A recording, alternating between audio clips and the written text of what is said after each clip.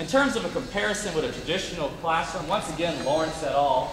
Details the core differences among a traditionally taught classroom and that of the STS model.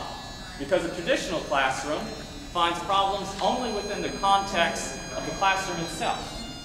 Problems are presented out of context. For example, you might look at electronegativity but never mention that a chlorofluorocarbon uses electronegativity as a means to take an electron away from ozone, thus destroying ozone, and that is an environmental impact of CFCs.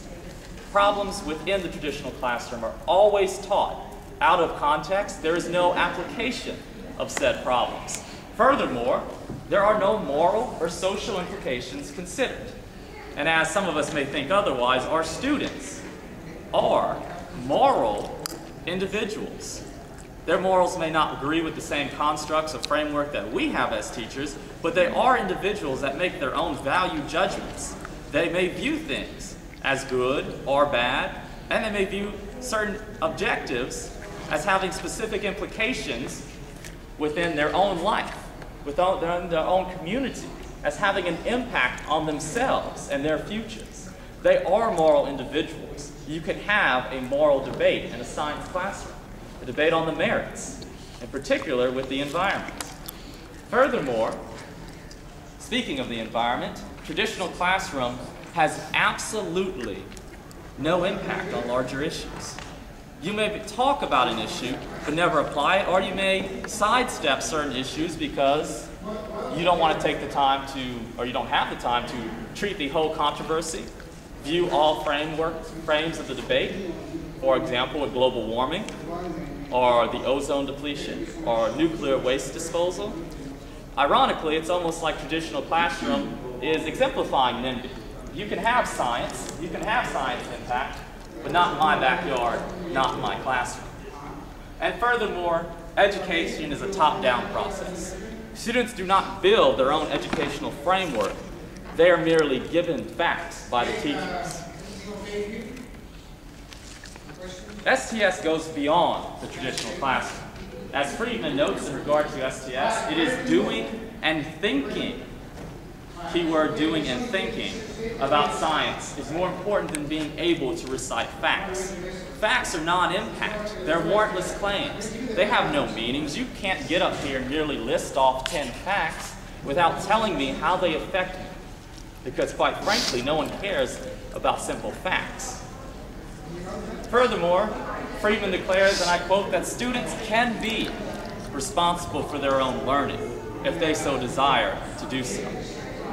And those are the two fundamental differences I want you to keep in mind when comparing the STS classroom with the traditional. However, as I said before, it would be disingenuous of me to talk all these great things about science, technology, and society without giving you very specific and research-based criticisms within the educational field. Most of these criticisms can be divided into two specific categories, including the underlying assumptions for successes and criticism of content, specifically a lack thereof, which, being in today's standardized testing world and assessments, is a huge criticism and should not be taken lightly in regard to the subject. Regarding assumptions for success, there are a few. All the research studies you've seen, quantitative and qualitative on STS, have one assumption, that the teacher not only knows what STS is, has a high view of it, and is trained in it. So what happens if the instructor does not have sufficient knowledge or training in constructivism philosophies and the implementation of science, technology, and society within their classroom? And furthermore, what happens if they simply are told to teach this way and don't believe in it? As you might expect, research in 1999 by Carroll found that without instructor belief in constructivism, or a high level thereof, that the implementation of STS in the classroom is in severe jeopardy, very inefficient. Furthermore, Ikinglu and Tangoa in 2006 note that it is great difficulty for any teacher to transition from their current teaching style, in particular, a traditional classroom, into the science, technology, and society model. Some may view it as giving up a little bit of control for the students, particularly when you're told to make them the responsible individuals for their own learning. There are further classroom concerns. Early research studies by Jackson detailed several STS classrooms, and I will tell you this quote by him because it underlies every single criticism on content in the STS classroom. He states that, and I quote, "The student-centered, interactive structure of the unit made it enjoyable for all the students, but at the same time it seemed to produce low-level factual knowledge," which as educators should be of great concern to us.